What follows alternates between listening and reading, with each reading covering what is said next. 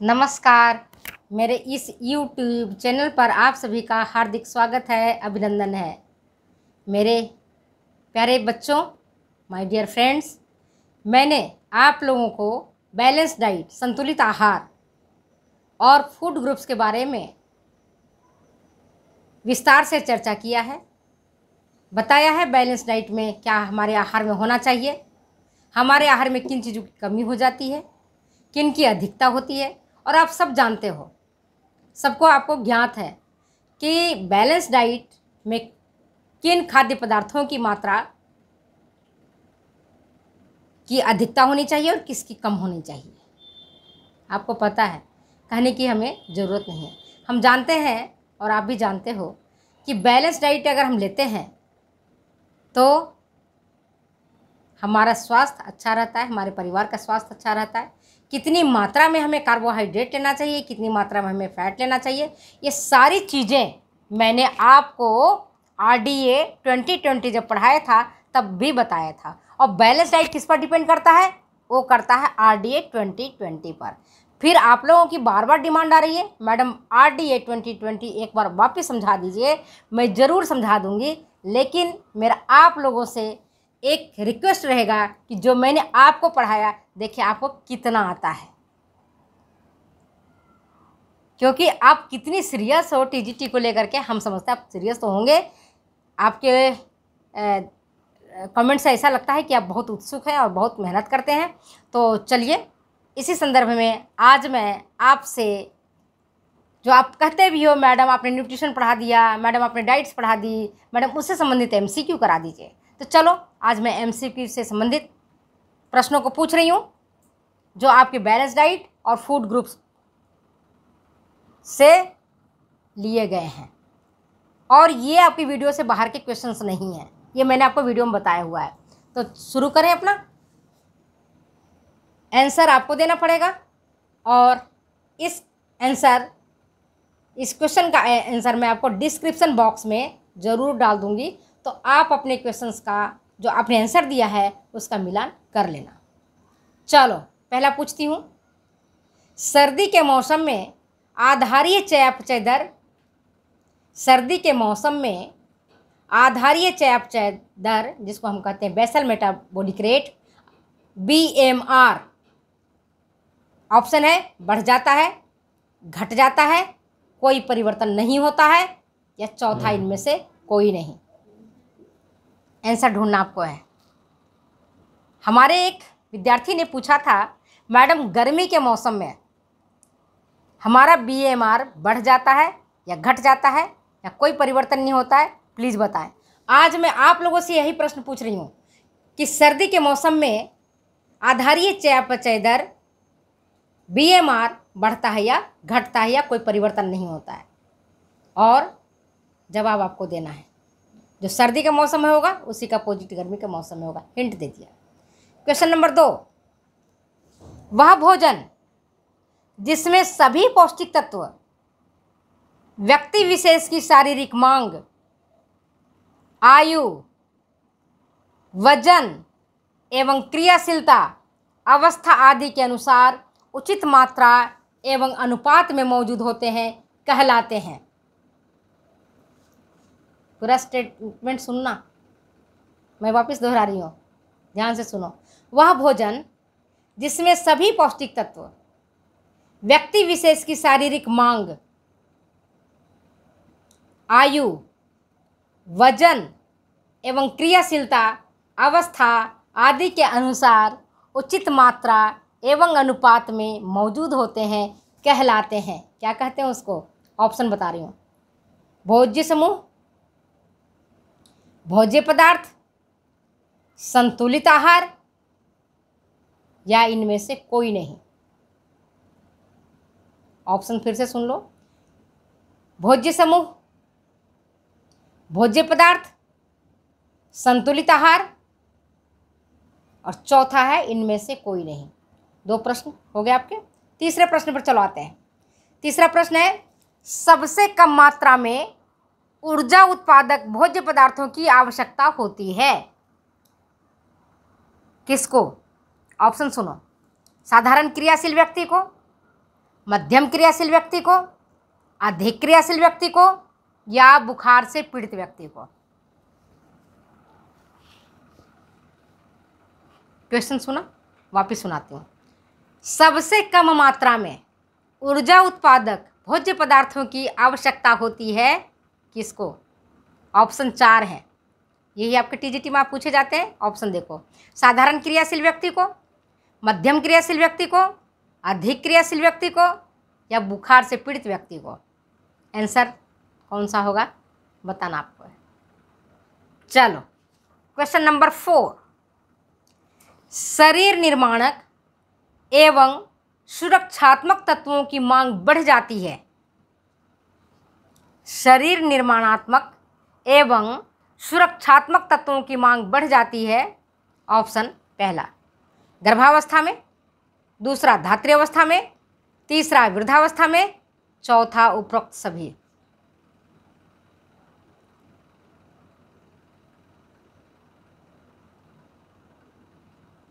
Question number 5वां, protein की मांग बढ़ जाती है।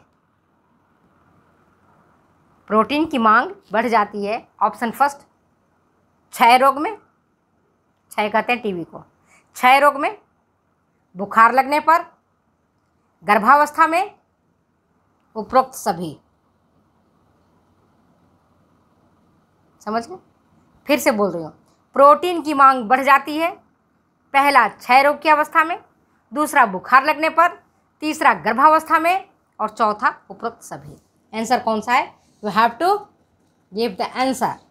अब आपको देखो क्वेश्चन नंबर 6, विटामिन पी घुलनशील है। विटामिन पी घुलनशील है जल में, दूसरा वसा में, तीसरा उपरोक्त दोनों में, और चौथा इनमें से कोई नहीं। कौन सा सही आंसर है? आंसर आपको देना है। अब 7वां प्रश्न, हमारे त्वचा के नीचे होता है डैश है। हमारे त्वचा के नीचे होता है जो सूर्य प्रकाश की किरणों की उपस्थिति में विटामिन डी में परिवर्तित हो जाता है। बहुत इंपॉर्टेंट क्वेश्चंस, जरा दिमाग लगाओगे आंसर कर लोगे, और एग्जामिनेशन में तो आता ही आता है। अगर थोड़ा सा भी अगर आपने पढ़ लिया होगा तो ये क्वेश्चन आते हैं, और आप गलती मत कर लेना। फिर से सुनो प्रश्न को, हमारे त्वचा के नीचे खाली स्थान होता है जो सूर्य प्रकाश की किरणों की उपस्थिति में विटामिन डी में परिवर्तित हो जाता है। क्या होता है? पहला ऑप्शन 7D हाइड्रोकोलेस्ट्रॉल,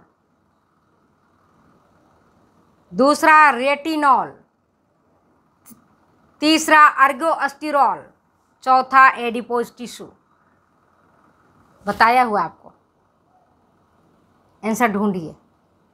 फिर से सुन लो, हमारे त्वचा के नीचे होता है, क्या होता है यही भरना है वहाँ पर, जो सूर्य प्रकाश की किरणों की उपस्थिति में विटामिन डी में परिवर्तित हो जाता है।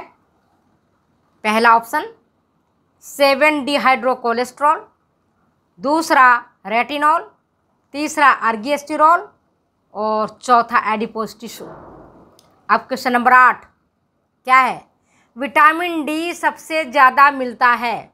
आपके इंपॉर्टेंट क्वेश्चंस जो विटामिनों वाले क्षेत्र में आएंगे। विटामिन डी सबसे ज़्यादा मिलता है पहला मांस में, दूसरा दूध में, तीसरा हैलीबट मछली के यकृत के तेल में, और चौथा मक्खन में। किस में मिलता है? आंसर आपको देना है। विटामिन डी सबसे ज़्यादा मिलता है पहला मांस में, दूसरा दूध में, तीसरा हैलीबट मछली के यकृत के तेल में, और चौथा होता है मक्खन में। किस में मिलेगा? आंसर आपको ढूंढना है। अब क्वेश्चन नंबर 9, ICMR ने भोज्य समूह को कितने वर्गों में वर्गीकृत किया है? ICMR ने भोज्य समूह को कितने वर्गों में वर्गीकृत किया है? पहला नंबर 5, दूसरा 3, चौथा 4, अब पांचवा 11। आंसर आपको देना है। क्वेश्चन नंबर 9 हो गया। अब देखते हैं आगे क्वेश्चन नंबर क्वेश्चन नंबर 10 आ जाइए। 10 में है ICMR के अनुसार मांस को रखा गया है। ICMR ने भोज्य समूह का जब वर्गीकरण किया तो मांस को किस स्थान पर रखा है? पहले स्थान पर, दूसरे स्थान पर, तीसरे स्थान पर या चौथे स्थान पर? मांस को किस स्थान पर रखा गया है? क्वेश्चन नंबर 11, भोज्य गाइड के अनुसार भोज्य समूहों को बांटा गया है। पहला नंबर 5 समूहों में, 3 समूहों में, 7 समूहों में या 11 समूहों में? क्वेश्चन फिर से सुनो। भोज्य गाइड के अनुसार भोज्य समूहों को बांटा गया है। पहला 5 समूहों में, 3 समूहों में, 7 समूहों में या 11 समूहों में? अब क्वेश्चन नंबर 12वां, रासायनिक प्रकृति के आधार पर भोज्य तत्वों का वर्गीकरण किया गया है। पहला 3 भागों में, दूसरा 2 भागों में, तीसरा 4 भागों में और चौथा इनमें से कोई नहीं। समझ गए? प्रश्न क्या है? रासायनिक प्रकृति के आधार पर भोज्य तत्वों का या भोज्य पदार्थों का वर्गीकरण किया गया है 3 भागों में, 2 भागों में, 4 भागों में या इनमें से कोई नहीं। अब क्वेश्चन नंबर 13वां, भोजन को जलाने के पश्चात जो अवशेष बच जाता है वह होता है, क्या होता है? विटामिन, अकार्बनिक रासायनिक तत्व, दूसरे नंबर पर, तीसरे नंबर पर कार्बोज, चौथे नंबर पर प्रोटीन। क्या होता है वो? भोजन जब जल जाता है और जलने के पश्चात जो थोड़ी सी अवशेष बच जाता है वो क्या होता है? मैंने डिटेल्स में आपको बताया था। वो क्या होता है? विटामिन, दूसरा अकार्बनिक रासायनिक तत्व, तीसरा कार्बोज, चौथा होता है प्रोटीन। क्या होता है? इसका आंसर आपको देना है। और अब देखो 13 क्वेश्चन मैंने आपको पूछ लिया आपसे।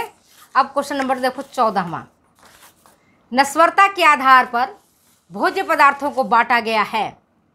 नस्वरता के आधार पर भोज्य पदार्थों को बांटा गया है 3 भागों में, 2 भागों में, 5 भागों में या 4 भागों में? समझ गए?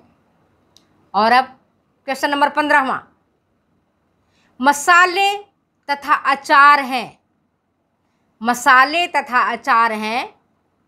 पहला नॉन पेरिसेबल फूड, दूसरा सेमी पेरिसेबल फूड और तीसरा पेरिसेबल फूड, मतलब नश्वर नहीं होने वाले पदार्थ, दूसरा अर्ध नश्वर पदार्थ और चौथा है नश्वर पदार्थ। हिंदी बता दी। और क्वेश्चन नंबर 16, मछली आता है, मछली और मांस दोनों ही ले लो। मछली और मांस आता है नॉन पेरिसेबल फूड में, सेमी पेरिसेबल फूड में, पेरिसेबल फूड में और चौथा होता है उपरोक्त सभी। अब हमारी हिंदी वाली छात्रा क्या कि मैडम आपने अंग्रेजी बोल दिया, वापस हिंदी बताइए। तो देखो सुनो, मछली और मांस आता है नश्वर नहीं होने वाले भोज्य पदार्थ के अंतर्गत, अर्ध नश्वर भोज्य पदार्थ के अंतर्गत, तीसरा नश्वर भोज्य पदार्थ के अंतर्गत और चौथा उपरोक्त में से कोई नहीं।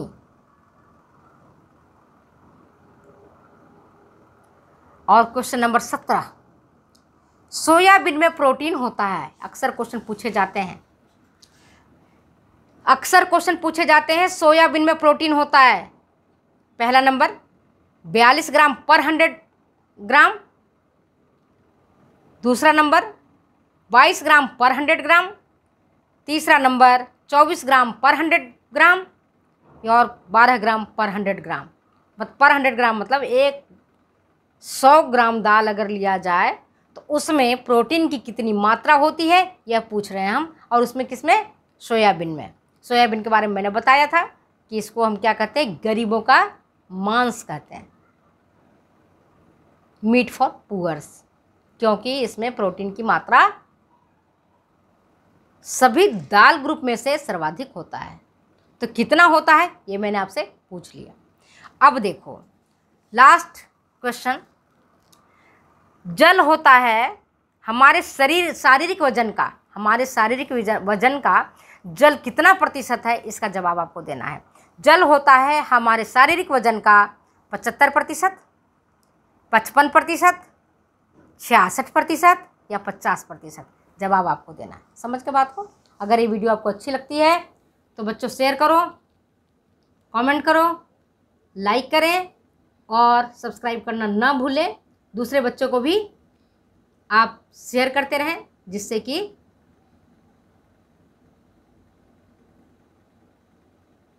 आप अपने ज्ञान को दूसरे तक बांटेंगे। जहाँ कहीं कन्फ्यूजन होता है आप अपने फ्रेंड से, अपनी सहेलियों से पूछते ही हो और कमेंट करके पूछ सकते हैं, मैं ज़रूर जवाब दूंगी।